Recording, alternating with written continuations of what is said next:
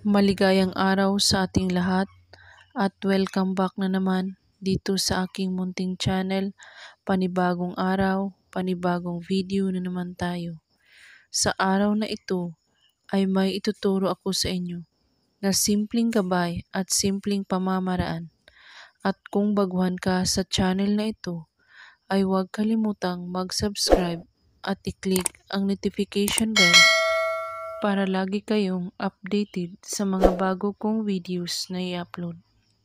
Bang hindi siya mapapakali sa iyong pag-ibig, ay gawin mo ito.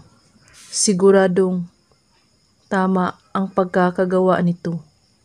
At kailangan hindi ito dapat malaman ng iba. Kayo lang po ang makakaalam.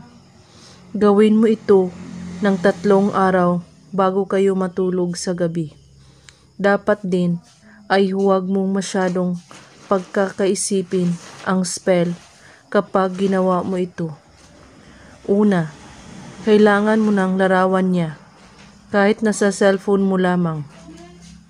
Hawakan mo ang larawan niya at titigan ito ng 3 minuto.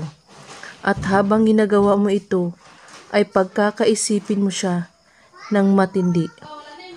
Sambitin mo ang kanyang pangalan ng 10 beses at saka sambitin ito ng 3 beses.